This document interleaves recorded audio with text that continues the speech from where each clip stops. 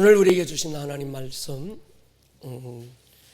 하박국 강의 네 번째 시간 2장 1절로 3절 우리가 함께 읽고 지난주 설교 영상 요약된 것 함께 은혜 나누겠습니다. 같이 읽겠습니다. 시작. 내가 내 파수하는 곳에 서며 성루에 서리라. 그가 내게 무엇이라 말씀하실는지 기다리고 바라보며 나의 질문에 대하여 어떻게 대답하실는지 보리라 하였더니 여호와께서 내게 대답하여 이르시되 너는 이 묵시를 기록하여 판에 명백히 새기되 달려가면서도 읽을 수 있게 하라. 이 묵시는 정한 때가 있나니 그 종말이 속히 이르겠고 결코 거짓되지 아니하리라. 비록 더딜지라도 기다리라. 지체되지 않고 반드시 응하리라. 아멘. 올 여름은 과거 어느 때보다도 태풍이 많았던 시간들이었습니다. 불어오는 태풍들마다 역대급들입니다. 태풍 장미는 예쁜 이름에 걸맞지 않게 강력한 힘으로 한반도를 강타해서 큰 피해를 남겼습니다. 가뜩이나 코로나로 힘든 이때 태풍은 우리 온 국민들의 마음을 더 어렵게 했던 것 같아요. 여러분, 이 태풍이라는 큰 바람은 그냥 만들어지지 않습니다. 적도 부근의 바다의 온도가 올라가면서 상승 기류를 만들어요. 거기서 구름이 만들어지는데 지구의 자전과 공전의 힘으로 회전 운동을 일으키면서 거대한 퍼펙트 스톰이 되어집니다. 홀리 퍼펙트 스톰이라고 하는 부흥은 그냥 일어나지 않지요.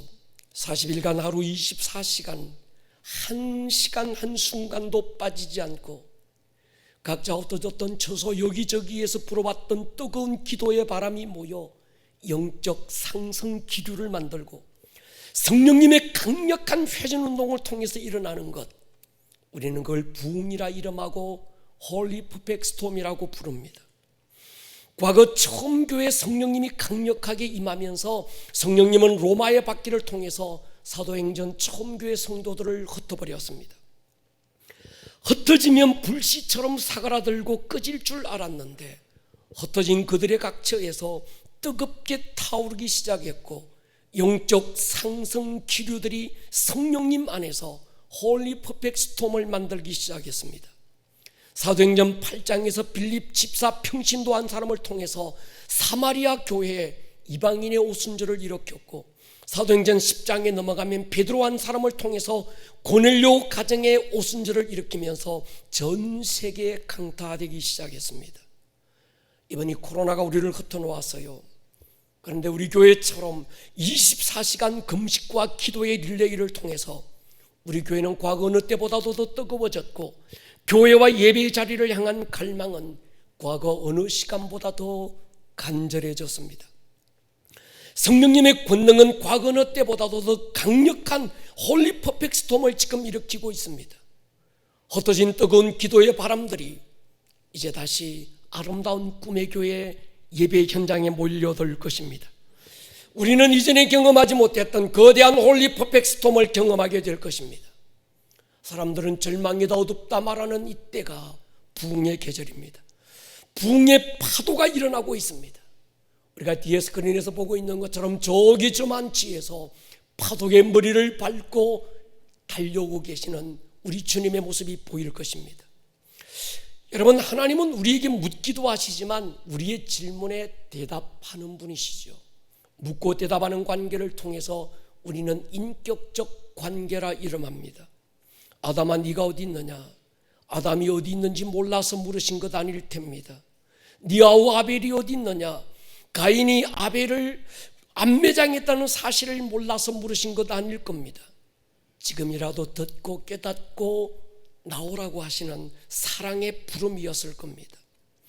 하박국에서 찾을 수 있는 한 가지는 하나님과 하박국이 엄한 군주와 그 앞에서 벌벌 떨고 있는 신하가 아니라 마치 친한 친구처럼 느껴집니다. 하박국과 하나님 앞에 무슨 억지나 권위가 없습니다. 하박국은 심통이 나서 하나님께 계속 질문을 던지고 있고 하나님은 자상하게 설명하고 또 그를 설득하고 계십니다. 아브라함을 오합이 사랑하는 나의 벗이라고 불렀습니다. 모세에게 하나님은 친구처럼 얼굴과 얼굴을 맞대고 도란도란 얘기하는 분이었습니다. 믿음의 시작이었던 아브라함도, 율법의 대표였던 모세도 하나님은 그들에게 무서운 군주가 아니라 친한 친구로 나타나지요. 너희를 다시는 종이라 부르지 아니하리라. 주님은 우리를 친구라고 부르셨습니다. 오늘도 주님 우리를 찾으시죠. 이복의 친구, 지금 뭐하고 계시나? 이복의 친구, 자네 지금 어디 계시나? 예배 자리에 앉아서 해야 될 그 시간에 세상 일에 쫓기고 있는 우리를 향해서 주님은 물으시죠. My friend, 너 지금 어디 있니? 물으시죠. 지금까지 들었던 하박국에 대한 말씀을 한번 정리해 보면 좋겠습니다. 여러분, 이 하박국서가 꼬고 비틀고 막 이래서 조금 복잡하게처럼 느껴지는데 이렇게 생각하면 간단합니다. 하박국이 하나님께 나아가서 부르짖었던 건 하나님의 침묵에 대한 거지요. 악이 판을 치고 있고 가진 자, 힘 있는 자들은 강포를 일삼고 그 앞에 연약한 부자들이 급탈되고 있고 힘없고 약한 백성들은 속절없이 당하고 있는 현실 앞에서 하나님은 아무것도 하지 않는 것처럼, 하나님은 그저 구경하고 방관만 하고 있는 것처럼 느껴져서 하나님 지금 뭐 하고 계십니까? 하박국의 물음이었습니다.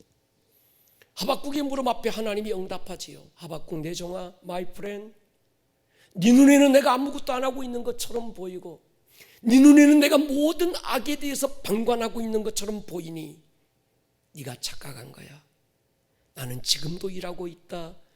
이 상황 가운데서도 나는 내 뜻을 이루고 있다.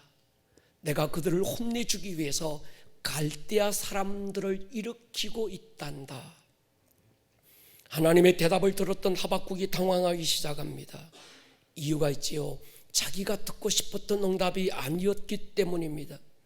잔인하기로 소문난 아수르를 멸하고 더 잔인하고 악랄한 갈대아 사람 바벨론을 역사에 등장시키셔서 하나님의 백성들을 혼낸다는 게 하박국이 받아들이기가 어려웠던 거지요. 그래서 이 하박국이 다시 하나님께 나아가서 묻습니다. 하나님, 당신이 옳습니까? 하나님의 백성들이 잘못해서 혼나야, 그래야 정신 차린다는 건 인정합니다. 그런데 하나님, 내가 인정할 수 없는 건 갈대아 사람, 더 악하고 더 못된 저 바벨론 사람들을 일으켜서 하나님의 백성들을 혼내는 건 이해가 안 됩니다. 쉽게 얘기하면 이런 겁니다. 이 땅의 교회들이 부르심의 사명을 잃고 살고 있을 때 하나님은 북한의 공산주의를 강하게 만들고 교회를 핍박하는 건 이해가 안 됩니다. 그런 뜻이죠. 부르심을 잃어버린 채 세상과 짝하고 살아오고 있는 이 교회를 혼내주시는 건 이해됩니다. 그래야 정신 차릴 수 있을 것 같습니다. 그런데 하나님 말이지요, 하나님을 인정하지 않고 철저하게 반대하고 있는 북한의 공산주의를 통해서 교회 성도들의 뺨을 치는 건 이해할 수 없다는 거예요. 그래서 하박국이 다시 하나님께 나아가서 하나님, 당신이 옳습니까? 이렇게 하시는 당신이 옳다고 생각합니까? 항변하는 거지요. 그렇게 소리치고는 오늘 본문에 보면 높은 성 위에 올라가서 하나님이 어떻게 역사하시나 보려고 기다리고 있는 장면으로 2장이 넘어갑니다. 하박국이 지금 이렇게 화를 내면서 하나님께 소리치고 묻고 있는 이유가 있어요. 우리가 하박국을 그 강해를 하기 전 요나서를 읽었는데 요나서와 마찬가지로 이 하박국 또한 하나님의 마음을 몰랐기 때문입니다. 그가 하나님 아버지의 마음 안에 파고 들어가서 하나님 아버지의 진심 진의를 알았더라면 아마 이 하박국이 이렇게 소리치고 있지는 않았을 거예요. 사춘기를 넘어가는 자식이 방황할 때 부모의 마음은 정말이지 살고 싶은 인생의 낙이 없습니다. 온 세상이 깜깜하고 살아갈 이유가 없어지고 말지요. 살면서 돈 때문에 당하는 고통 힘들다 말하지만 자식 때문에 당하는 고통과는 비교가 안 된답니다. 그래서 누가 그러더만요, 하나님께서 왜 인간에게 자식을 주셨을까?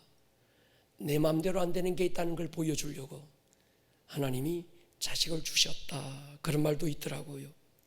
여러분, 그래서 부모는 때로 방황하고 엇나가고 있는 자식에게 마음에도 없는 말을 할 수도 있고 혼을 내기도 하고 야단을 치기도 합니다. 그때 철든 자녀는 부모의 말이나 회초리가 아니라 부모의 진심을 이해하면 그것 또한 사랑이라는 걸 깨닫게 되는 거지요. 살면서 입에 나온 말이나 행동이 아니라 그 사람의 진심을 이해하면 오해할 일이 없습니다. 나타난 표면적인 말이나 행동을 보면 때로 오해도 되고 이해가 안 되는 데고 있습니다. 신앙생활도 그런 것 같아요. 우리의 현실에 이해 안 되는 일들이 하루에도 수없이 일어나고 있습니다. 도대체 내 상식으로 받아들일 수 없는 일들이 얼마나 많습니까? 이 코로나가 왜 왔을까? 이것이 하나님의 심판일까 아니면 하나님의 축복일까? 우리가 이해되지 않지요. 그럴 때 우리가 해야 될 일은 코로나라고 하는 오늘의 어려운 현실을 보는 것이 아니라 그 속에 내면에 파고 들어가 보면 하나님 아버지의 마음을 이해하는 것이 중요하지요. 우리가 기도해야 되는 이유가 여기 있습니다. 기도하면 하나님 아버지의 진심이 느껴집니다. 기도하면 성령님께서 우리 안에 하나님의 사정을 알게 하고 우리 안에 하나님 아버지의 마음이 부어집니다. 그래서 기도하는 자로 하여금 내 뜻대로 기도 시작했지만 그 기도를 아버지의 뜻대로 이끌어 가시는 분이 성령님이신 거죠. 우리가 그러잖아요. 처음에 기도할 때는 내 뜻, 내 욕심, 내 생각 앞세워서 기도했는데 어느 타이밍 그 기도의 선을 딱 넘어가면 그때부터 내 기도가 달라지기 시작합니다. 내가 한 번도 생각지 않았던 것들이 기도하게 됩니다. 기도하면서 자기도 막 의아해한 거예요. 이건 내가 한 번도 생각도 안 한 기도인데, 이 기도 하려고 하지도 않았는데 왜 지금 내 입에서 이 기도가 나올까? 당시에는 몰랐어라. 조금 시간이 지나면 그 기도를 시키신 이유를 깨닫게 됩니다. 아, 이때 이 일을 위하여 그때 그 기도하게 하셨구나. 아하, 할렐루야. 기도의 진정한 응답은 내 자신의 변화지요.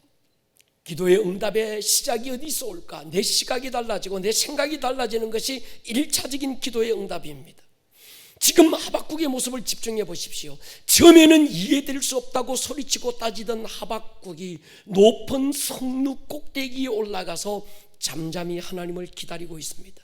성루라고 하는 건 어떤 그 성을 지키기 위한 파수꾼, 보초병이 높은 곳에 올라가서 저 멀리서 적군이 어디서 오는지 사방이 탁 트인 곳에서 바라볼 수 있는 가장 높은 곳을 말합니다. 신앙의 성숙의 단계가 여기 있습니다. 내 생각 앞세워서 하나님께 따지고 질문하고 소리치던 하박국이 높은 성루 기도의 자리에서 주님의 마음을 조금씩 알아가기 시작합니다. 내 생각보다 하나님의 생각이 높고 내 길보다 하나님의 길이 훨씬 더 높고 얼마만큼 높을까? 하늘이 땅보다 높음같이 높다는 거예요. 자녀는 부모의 마음을 다 헤아릴 수 없습니다. 이번 명절에도 그러시더라고요. 저희 어머님도 이 목사 안 내려와도 된대. 근데 그 속에 정말 안 내려와도 된다는 게 아니라 자식을 보고 싶은 부모의 마음이 그 속에 배어 있는 걸 아는 거예요. 할렐루야. 제자는 스승의 마음을 다 헤아릴 수 없지요. 성도가 어찌 목사의 마음을 다 헤아릴 수 있을까요? 근데 그 마음을 조금씩 알아갈 때 우리는 철들었다 이렇게 표현합니다. 전도서 8장 보십시오. 악한 일에 관한 징벌이 속히 실행되지 않으므로 인생들이 악을 행하는 데 마음이 담대하다. 우리가 볼 때 하나님께서 악한 것에 대해서 하나님이 징벌하지 않는 것처럼 보이는 거예요. 14절로 넘어가면요, 세상에서 행해지는 헛된 일이 있나니 악인들의 행위에 따라 벌을 받는 의인들이 있고 의인들의 행위에 따라 상을 받는 악인도 있다는 겁니다. 이게 이해가 안 된다는 거예요. 그런데 그걸 이해 못해서 막 시시비비를 따지고 있는 것이 전도서의 기자는 헛되다는 겁니다. 지혜자가 이걸 깨달은 거죠. 내 생각으로 악인들이 더 잘 되고 의인들은 더 안 되는 것처럼 보이는 것, 하나님 없는 사람들은 성공하고 출세하고 더 잘 되는데 기도하는 자, 헌신하는 나는 왜 이렇게 안 되고 안 되는지 때로 이해가 안 되고 고민스러울 때가 많이 있다는 겁니다. 그제서야 나중에 깨닫는 게 있죠. 전도서 기자 지혜자가 뭐라고 그럽니까? 모든 것이 다 헛되다. 그러면서 결론 짓는 게 뭡니까? 악인들의 잘못으로 벌을 받는 의인의 착한 일로 상을 받는 악인이 이해가 안 되지만, 그러나 그걸 깊이 자꾸 따지고 찾아 들어가는 게 아니라 내가 할 일은 젊은 날에 창조주 하나님을 기억하는 거라는 거지. 할렐루야. 사람을 보는 게 아니라, 환경을 보는 게 아니라 하나님을 보는 거지. 지금 하박국은 하나님의 침묵을 이해할 수 없어서 소리치는데, 그 침묵 속에 배어있는 깊은 사랑이 느껴지기 시작합니다. 하나님의 오래 참으심이 무능이거나 무관심이 아니라 사랑이구나 깨닫는 거지요. 베드로후서 3장 9절 보십시오. 같이 한번 읽을까요? 시작. 주의 약속은 어떤 이들이 더디다고 생각하는 것 같이 더딘 것이 아니라 오직 주께서는 너희를 대하여 오래 참으사 아무도 멸망하지 아니하고 다 회개하기에 이르기를 원하시느니라. 어떤 사람들은 하나님이 더디 오신다, 안 오실 것 같아, 다 거짓말이야, 뻥이야. 근데 하나님의 더디심이 그저 오래 참으심이 더디어서 더딘 게 아니라 더 많은 사람들이 구원에 이르기 위해서 기회를 주고 있는 하나님의 사랑의 배려라는 걸 지금 말씀하고 있는 거지요. 여러분, 산을 올라보면 내가 올라간 높이만큼만 경치를 볼 수 있습니다. 산 중턱에서 보는 것과 산 정상에서 보는 건 완전히 다릅니다. 정상에 올라가야만 볼 수 있는 비경이 있는 거지요. 믿음의 크기만큼만 보이는 것이 다릅니다. 그 사람이 보고 있는 것이 그 사람의 믿음입니다. 세상의 지식으로 보이지 않던 것들이 믿음이 자라가면서 보이기 시작합니다. 지금 하박국이 점점 성숙해 가고 있는 걸 우리는 알 수 있습니다. 처음 1장에서 자기 입장 가지고 하나님 도대체 이해가 안 된다고 따지던 하박국이 따지기를 멈추고 높은 성루에 올라가서 하나님을 기다리겠다고 말합니다. 지금까지는 내 생각 앞세우고 도대체 이해 안 된다고 하나님 당신이 옳습니까 따졌는데, 그 모든 걸 멈추고 하박국이 성루 높은 곳에 올라가서 하나님이 어떻게 하시는지 보기로 결정합니다. 하나님 앞에 가서 따질 때 하나님은 정답을 가르쳐 주시는 게 아니라 우리를 높은 성루로 데리고 가시죠. 거기서 우리의 시각을 바꾸어 주십니다. 보이지 않던 것들을 보게 하십니다. 여러분, 그 사람의 믿음의 크기만큼만 보이는 게 있습니다. 한 사람의 성숙의 기준은 기다림이지요. 조급한 건 성격의 문제가 아니라 성숙의 문제입니다. 어제보다 오늘 하박국의 믿음이 성숙해지고 있는 걸 우리는 하박국을 통해서 볼 수 있습니다. 하박국이 자기 시각으로 보던 걸 멈추고 하나님의 시각으로 보기 시작합니다. 기다리지 못해서 조급해서 막 따지던 이 하박국이 하나님의 시즌을 기다리겠다고 말합니다. 지금은 이해할 수 없는 일들에 대한 하나님의 생각을 듣겠다고 마음을 열고 있습니다. 이게 성숙이죠. 여러분, 우리가 기도할 때 조급한 마음에 당장이라도 하나님이 뭔가 막 하셔야 될 것 같고, 하지 않으면 뭔가라도 막 큰일이 날 것 같은, 그래서 하나님 앞에 나가서 언제까지입니까 다그치잖아요. 근데 기도가 깊어지면 그 다그침을 멈추고 하나님의 때가 언제이냐고 묻기 시작합니다. 더 깊어지면 하박국 3장에 나오는 하박국의 노래처럼 따짐이 기도가 되고, 기도가 감사가 되고, 감사가 찬양이 되기 시작하는 거죠. 오늘이 아무리 힘들고 어렵지만 다가올 부흥의 한때를 바라보고 노래하게 됩니다. 이것을 우리는 영성의 단계, 신앙의 성숙이라고 말합니다.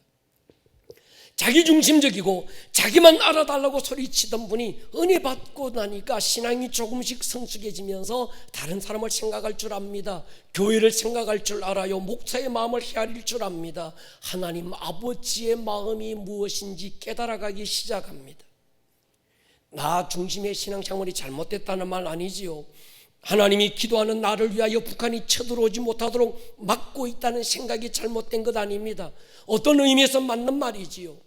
소풍 가는 나를 위해서 하나님이 오늘 맑은 날씨를 주셨다, 감사하다, 이 말이 틀렸다는 말이 아닙니다.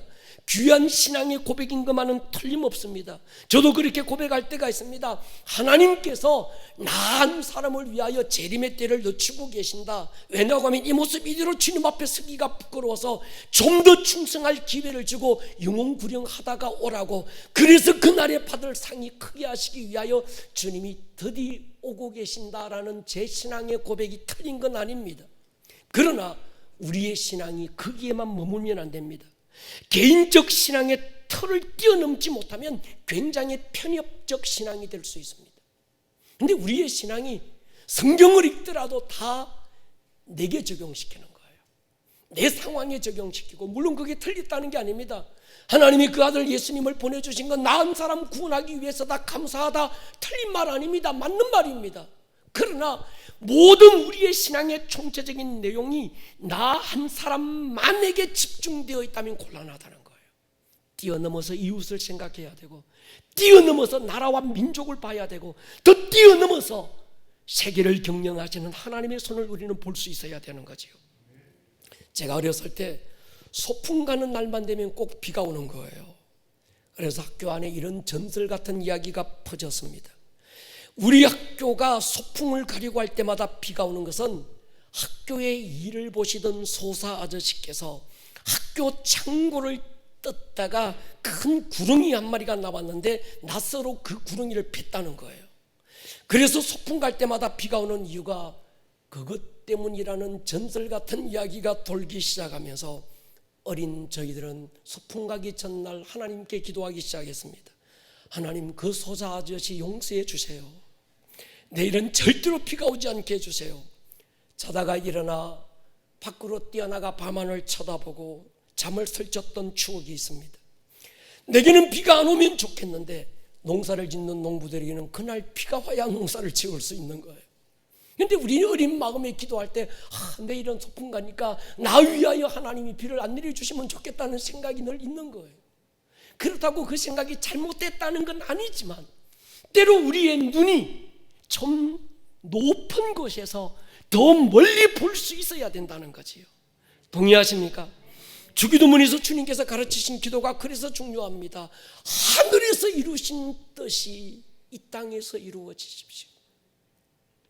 하나님 아버지의 이루신 하늘에서 결정하셨던 그 뜻이 내게도 내 삶에도 이루어지기를 기도하라는 거예요. 예수님도요, 게세마네 동산에서 처음에는 자기를 위하여 기도했습니다. 아버지여, 이 잔이 내게서 지나가기 원합니다. 그런데 어느 순간부터 주님의 기도가 달라지기 시작하는 거예요. 내 뜻대로 마시고 아버지의 뜻이 이루어지기를 원합니다. 지금 우리가 살펴야 될 게 이거지요. 하박국이 하나님께 나가서 따지도 묻고 질문합니다. 자기 생각들, 자기 감정을 막 쏟아내고 있습니다. 그러다가 하박국 안에 어떤 변화가 일어나기 시작합니다. 자기 생각 내려놓고 높은 성루에 올라가서 하나님을 기다려보기로 결정했습니다. 내 생각, 내 욕심 내려놓고 잠잠히 하나님의 때를 내가 한번 기다려보리라. 여러분, 기다리는 자에게는 눈을 열어주시는 분인 줄로 믿습니다. 그 순간에 하나님이 일하시는 거예요. 나의 기도가 나를 변화시키는 그 순간이 하나님이 응답하시는 시작인 거죠. 여기까지 이해될 때 우리는 성경의 한 말씀을 읽고 들을 때 아하 하는 도 터지는 소리가 나오는 거예요. 읽어보십시다. 빌립보 4장입니다. 같이 읽겠습니다. 시작. 아무것도 염려하지 말고 다만 모든 일에 기도와 간구로 너희 구할 것을 감사함으로 하나님께 아뢰라.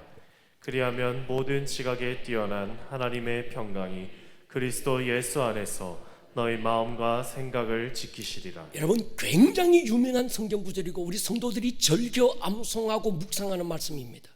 아무것도 염려하지 마라. 모든 일에 기도와 간구로 너희 구할 것을 감사함으로 하나님께 아뢰라. 그리하면 모든 지각에 뛰어난 하나님의 평강이 그리스도 예수 안에서 너희 마음과 생각을 지킬 것이다. 지금 바울이 아무것도 염려하지 말라고 할 때는 염려할 일들이 있다는 겁니까? 없다는 겁니까? 있다는 말입니다. 돌아보면 이것도 염려고 돌아보면 저것도 걱정거립니다. 자식을 봐도 불안하고 남편을 봐도 염려고 직장을 생각해도 염려고 모든 것들이 염려고 불안과 두려움들입니다. 그럼에도 불구하고 염려하지 말라고 하는 이유가 무엇일까? 하박국에게 하신 말씀이 바로 그 답입니다. 우리 생각, 내 눈으로 볼 때는 모든 것들이 다 염려거리들이지만 높은 성루 기도의 자리에 앉아서 하나님의 때를 기다리는 자에게는 하나님께서 그의 눈을 열어주시는 거예요. 할렐루야. 내 눈으로 보던 걸 하나님의 눈으로 보게 만드는 거예요. 내 생각으로 판단하던 걸 하나님의 생각으로 바꾸어 주시는 겁니다. 그제서야 상황은 염려고 모든 것들은 변하지 않고 통일하지만 그리스도 예수 안에 있는 하나님의 평강이 그의 마음을 다스리기 시작하시는 거예요. 할렐루야. 그렇습니다. 나중에 더 염려가 더 하나님 은혜가 바뀌면 하박국이 그렇게 노래하잖아요. 없고 없을지라도 난 여호와로 인하여 즐거워하며. 누가 없고 없는데 안 되는데 깜깜하고 절망적인데 누가 하나님으로 인해서 즐거워하고 감사할 수 있을까? 산 밑에서는 그게 안 된다는 거예요. 깨끼발 들고 아무리 용을 써봐도 보이지 않으니까 답답하다는 겁니다. 그랬던 그가 기도의 높은 성루에 올라가서 잠잠히 하나님을 한번 기다리고 보니까 높은 성루에서 보니까 아래서 안 보이던 게 보이는 겁니다. 저 멀리가 보이는 거예요. 할렐루야. 오늘 이 은혜가 있기를 주의 이름으로 축원합니다. 뭘 염려하고 있습니까? 염려의 결과는 두려움이고 불평이고 원망이고 절망일 것입니다. 모든 염려는 그 코스를 떠나지 않습니다. 염려가 평안이 된 적이 한 번이라도 있습니까? 염려가 소망이 된 적이 한 번이라도 있습니까? 그렇다면 죽으라고 염려해야 됩니다. 그러나 초저녁에 염려가 자정을 넘기면서 절망이 되고 새벽을 넘기게 되면 죽음이 된다면 당장의 모든 염려를 멈추고 우리는 찬양으로 바꾸셔야지요. 근데 그냥 찬양할 수 없습니다. 찬양하라고 하니까 억지로 해볼 거야. 찬양을 해도요, 대산을 넘어 고개 가도 신체 타령하는 거예요. 염려는 내 안에서 일어나는 내 생각이죠. 기도는 하나님으로부터 오는 하나님의 생각이 전달되는 통로입니다. 하나님의 생각으로 나의 생각의 모두를 전환해야 됩니다. 그러기 위해서는 우리가 해야 될 일이 있습니다. 기도의 높은 성루를 올라가는 거예요. 거기서 하나님의 때를 기다려보는 겁니다. 하박국이 지금 높은 성루에 올라가서 기다리고 있는 기다림은 믿음이지요. 여러분, 아무나 못 기다립니다. 하나님이 내 기도에 응답하신다고 하는 믿음이 없는 사람은 기다리지도 못합니다. 모든 기다림은 확신에서 오지요. 봄에 씨를 뿌리는 농부는 가을을 기다립니다. 봄에 씨를 뿌리지 않는 농부는 가을에 대한 기다림이 없습니다. 가을에 대한 믿음이 없는 사람은 봄에 씨를 뿌리지도 않는 거지요. 사람이 밭에 씨를 뿌리고도 싹이 나고 꽃이 피고 열매를 맺을 거라는 믿음이 있으면 그러면 그 사람은 기다리잖아요. 가을을 기다리잖아요. 하물며 창조주 하나님께 드린 우리의 기도의 씨가 싹을 틔우고 꽃을 피우고 열매를 맺지 않을까요?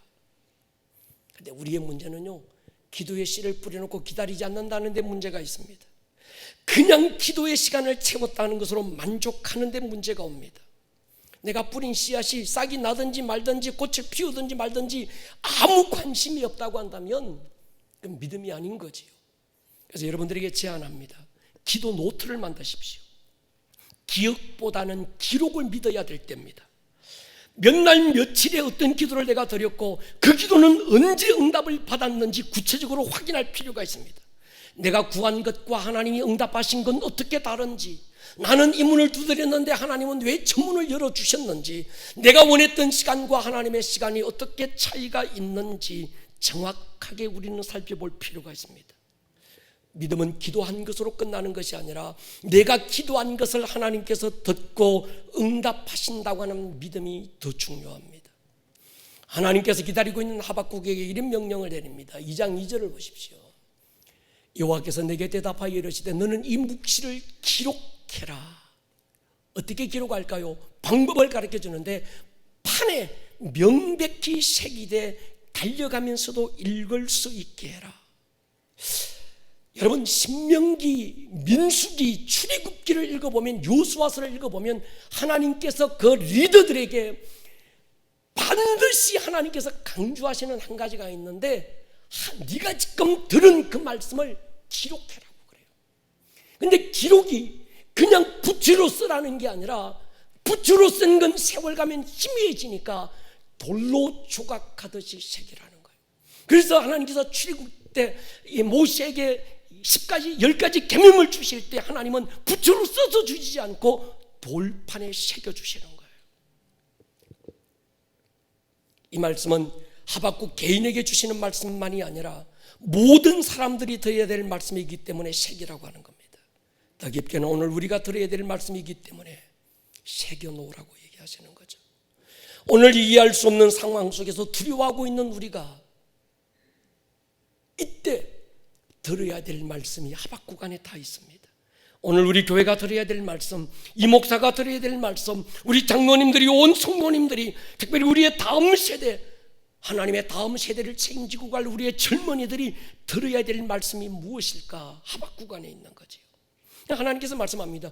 달려가면서도 읽을 수 있게 명백하게 새겨라. 굉장히 중요합니다. 달려가면서도 읽어야 될 말씀. 우리가 얼마나 빨리 달리고 있습니까? 요즘은 초스피드 시대라고 그래요. 광속을 뛰어넘어 초광속 시대. 빛이 1초 동안에 달리는 거리가 3 곱하기 10의 8승/m입니다. 쉽게 표현하면 눈 깜짝할 새 지구를 7바퀴 반 도는 속도로 달리고 있는데, 오늘 이 시대 변화가 더 빠르게 했다는 거예요. 특히 코로나가 4차 산업을 뛰어넘어 이제 5차 산업 시대로 더 광속으로, 모든 변화의 속도를 더 광속으로 지금 달려가고 있습니다. 주님 우리에게 말씀합니다. 달려가면서도 이 말씀을 들으라는 거예요. 할렐루야. 세월이 아무리 빨리 변하고 코로나가 있으더라도 어떻게 변화시키더라도 우리는 변하지 않는 하나님의 말씀을 붙들으라는 거예요. 3절 보십시오. 이 묵시는 정한 때가 있나니 그 종말이 속히 이르겠고 결코 거짓되지 아니하리라. 비록 더딜지라도 기다리라. 지체되지 않고 반드시 응하리라. 키워드가 이겁니다. 정한 때가 있다. 여러분, 하나님이 정하신 계절, 시즌이 있습니다. 누구라서 하나님의 시즌을 앞당길 수 있겠어요? 누구라서 오는 백발을 가로막고 가는 청춘을 붙들 수 있겠습니까? 우리의 문제는 내가 그 시간을 정하려고 하는 거예요. 모든 시간을 내가 정해놓고 하나님도 내가 정한 시간에 모든 스케줄을 맞춰 주셨으면 좋겠습니다. 내가 정한 때, 내가 정한 방법으로 나타나지 않으면 우리는 하나님을 쉽게 의심하게 되지요. 지체하지 않으신다는 말씀에 하나님의 어떤 확신이 느껴집니다. 비록 더딜지라도 지체되지 않고 반드시 응하리라. 더딜지라도 지체되지 않고, 이 말씀이 뭔가 이 단어가 상반되는 것 같은데, 우리가 볼 때 더디지만 하나님은 지체하지 않으신다는 거죠. 할렐루야. 여러분, 우리가 해야 될 일이 있습니다. 코로나 시대 원망, 불평, 불안, 두려움 다 내려놓으셔야 합니다. 저도 처음엔 화가 났습니다. 도대체 이해가 안 됐습니다. 하나님 뭡니까?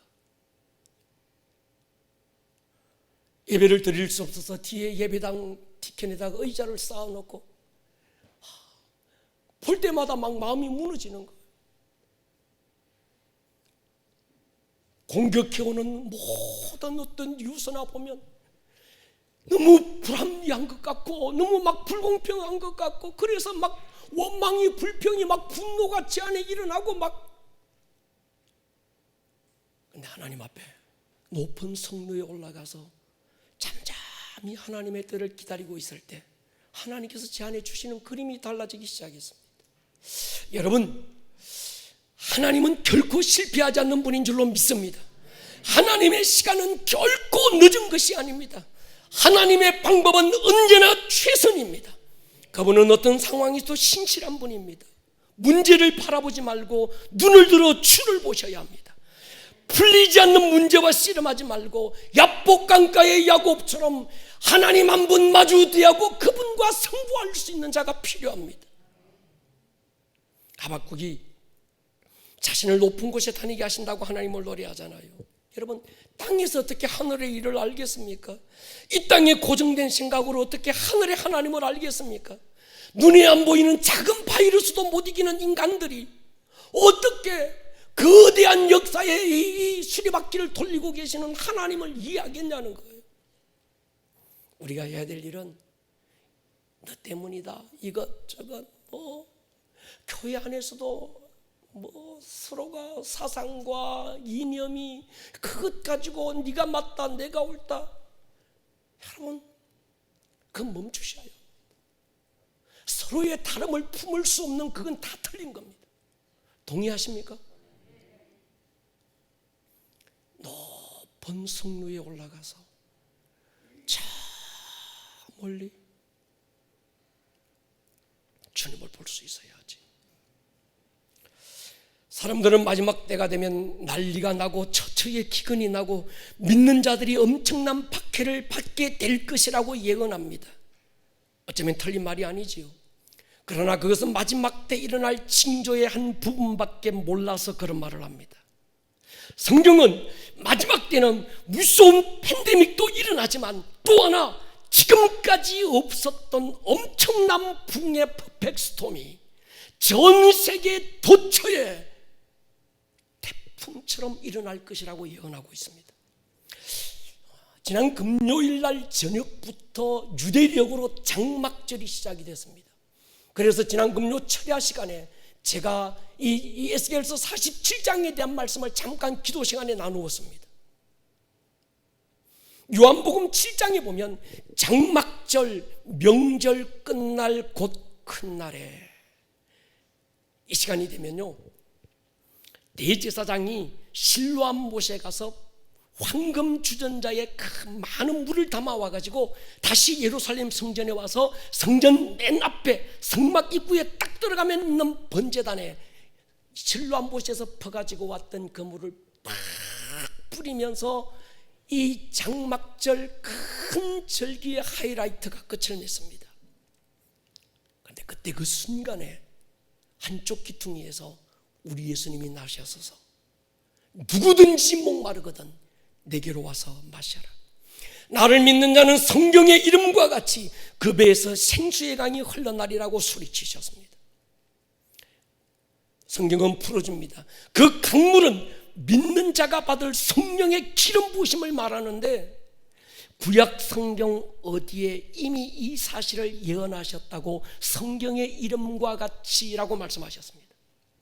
그럼 구약 성경 어딘가에 요한복음 7장에서 예수님께서 장막절 명절 끝날 곧 큰 날에 성령의 강력한 기름 부음의 역사가 일어나게 될 것이다, 믿는 자들 안에서 그 강물이 막 솟아나올 것이라고 예언했던 예언이 구약 성경 어디에 있냐는 거예요. 그것이 에스겔서 47장입니다. 성전 문지방에서 흘러나온 물이 처음엔 발목을 적십니다. 그 다음에 무릎을 적시고 허리를 적시고 가슴에 넘쳐 흘러서 헤엄치지 않고서는 사람이 건널 수 없는 엄청난 강물을 이룹니다. 근데 그 물이 그냥 있지 않고 회전을 일으키더니 그 물이 성전 밖으로 팍 뚫고 나가는데 아라바 광야로 흘러가기 시작하는 거예요. 삭막했던 광야에 나무들이 막 싹을 틔우기 시작하고 사시사철 열매 맺는 과일들이 주렁주렁 열리기 시작합니다. 그 물은 거기서 그치지 않고 죽음의 바다, 생명이 살 수 없는 사해 바다로 흘러 들어가더니 그 바다에 물고기들이 여기저기서 펄떡펄떡 뛰기 시작한 거예요. 누구도 가능성이 0.001%도 없다고 결론 짓고 말았던 사해 바다에 고기를 잡는 고깃배들이 여기저기서 떠다니기 시작했습니다. 이것이 그 에스겔서 47장에서 하나님이 에스겔 선지자를 통해서 예언했던 그 예언이 우리 주님께서 장막절 명절 끝날 곧 큰 날에 에스겔서 47장에 예언했던 그 예언이 이루어질 때가 올 것이다. 오늘 코로나의 퍼펙트 스톰은 한국 교회만이 아니라 전 세계 교회에 치명타를 안겨주었습니다. 그러면서 양과 염소를 정확하게 나누기 시작했습니다. 교회 밖의 이단들을 드러내기도 했지만 교회 안에 있는 불신자들을 드러내기 시작했습니다. 교회 안에서 종교인으로 살던 사람들이 상황과 타협하면서 자연스럽게 교회를 떠날 수 있는 문이 열리기 시작했습니다. 채 1년이 안 돼서 교회를 떠나간 성도들이 한국 교회만 해도 60%가 넘는다고 추측합니다.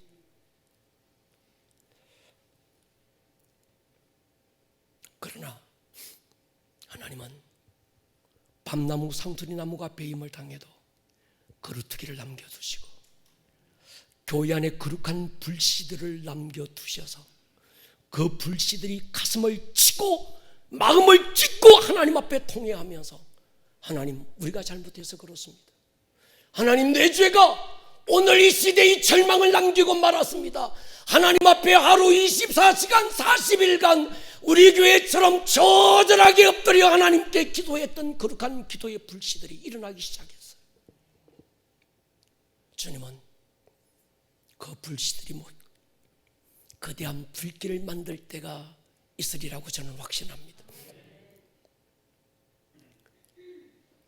하루 24시간 1시간도 빠지지 않고, 제가 계산해 보니까 40일을 기도하니까 960시간이 되더만요. 그걸 우리가 4번 냈으니까 3840시간을 우리가 지금 이루어 왔습니다. 요한복음 2장 1절에서 예수님이 갈릴리 가나 혼인잔치에서 그 하인들에게 명령하신 게 있습니다. 물을 아구까지 채워라. 아구까지 채우니 주께서 물을 포도주로 만들었어요. 우리 교회가 기도했던 기도가 이 아구까지 차는 게 느껴지는 거예요. 동의하십니까? 이게 아구까지 차서 이제 흘러나올 거예요. 성도들의 가슴마다 우리들 배에서 흘러나왔던 작은 물방울들이, 작은 이슬 같은 한 점들이 모여서 이것이 시내를 이루고 강물을 이루고 바다를 이루고, 할렐루야, 성령님의 강력한 외전 운동 속에서 거대한 부흥의 퍼펙트 스톰을 만들어서, 할렐루야, 다가오는 부흥의 한때를 주님은 일으키실 거라고 저는 확신합니다. 오늘 마지막 때 처처에서 일어날 기근과 각처에서 일어날 여러 가지 환난들을 우리가 보게 될 수도 있습니다. 그러나 그것만 보면 안 됩니다. 하나님께서 이 마지막 때 지금까지 역사에 볼 수 없었던 그 배에서 생수의 강이 흘러나와서 어떤 강물을 이루어서 에스겔서 47장에서 주님이 예언했던 그 예언의 약속이 마지막 때 어떻게 이루어지는지 우리는 볼 수 있어야 합니다. 성루에 올라가면 크게 보입니다. 아래서는 안 보입니다. 절망만 노래하게 되고요, 탄식하게 되고요, 너 때문이다, 이것 때문이다, 저것 때문이다, 불평하고 원망하게 되고요. 그러나 그 모든 것 잠잠하고, 그래서 하박국에서 유명한 말씀이 있잖아요. 우리가 다음 시간 듣게 될 건데, 하나님은 성전에 계시니 그 앞에서 뭐 해라? 잠잠할지어다는 거예요. 왜요? 보니까 달라지는 거예요. 내가 맞다, 네가 맞다, 옳다, 다 잠잠하라는 거예요. 머리를 한번 숙여보십시다.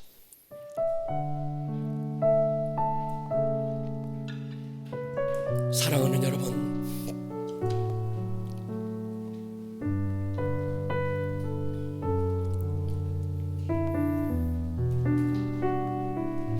강단의 스크린을 바꾸놓고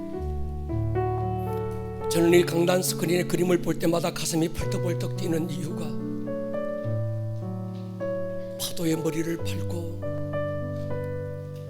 최고의 서퍼가 돼서 서핑을 타고 오시는 부흥의 그 주님을 우리가 보고 있으면 답답했던 가슴, 절망적이고 낙심하고 염려하던 마음들이 소망을 노래하게 되고 부흥의 하나님을 기대하게 됩니다. 주님, 우리 안에 이 바람을 일으켜 주십시오. 우리의 삶의 결이 주님을 닮게 해주십시오.